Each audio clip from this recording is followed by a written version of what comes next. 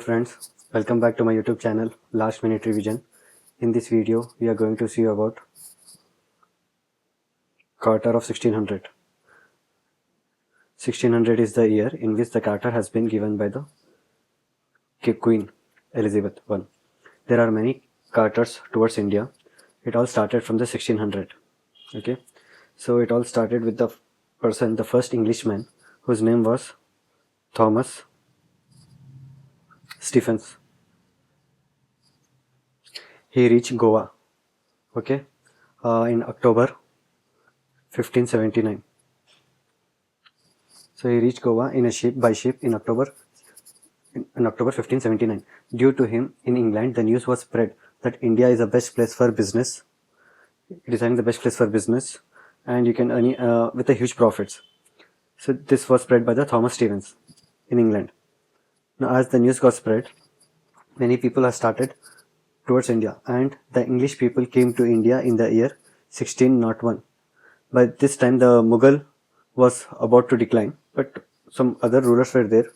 But this was the period from where Englishmen started to come for as like a merchants to India. So English people came to India in the year 1601 as a body of trading merchant. In the exam, it is also called as a body of trading merchants.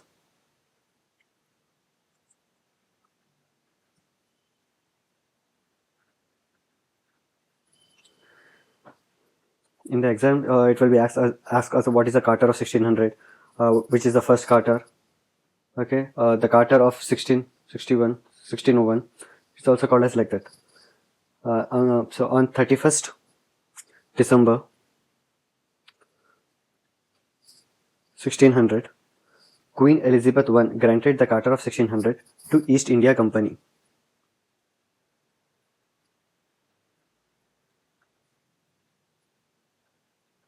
East India Company is also known as a EIC. The short form for East India Company is EIC.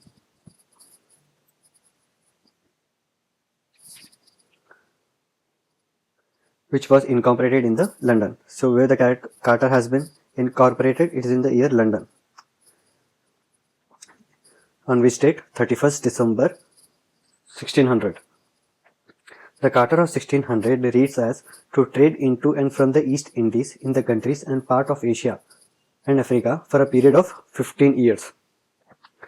So you can trade in the parts of Asia and Africa for the period of 15 years. Subject to a power of determination on 2-year notice if trade was thought unprofitable. So if it is unprofitable, so within two years it should be bring to an end. Okay. By the Carter 1600, the East India Company became a juristic person with the exclusive privilege of trade with East Indies.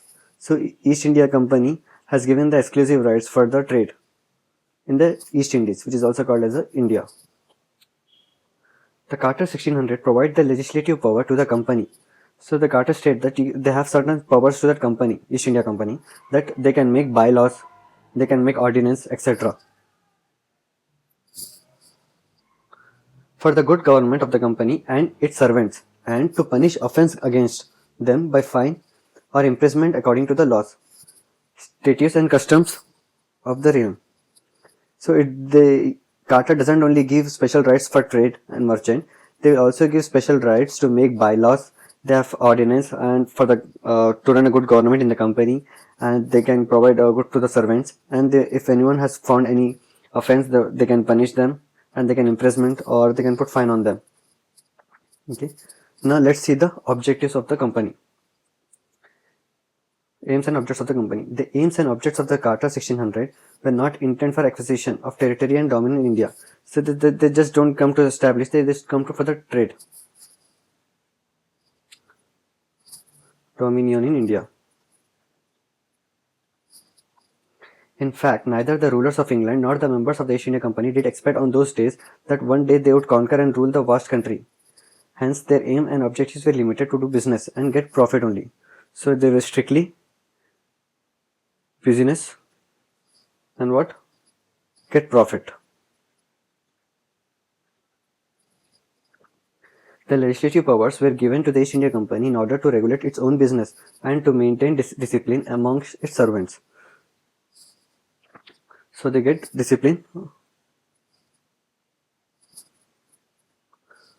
among themselves. Okay. First, they were never intended to regulate the domino. Of course, the Charter of 1600 was the first step of legislation, which gradually developed into several charters, regulations, and acts as the time changed.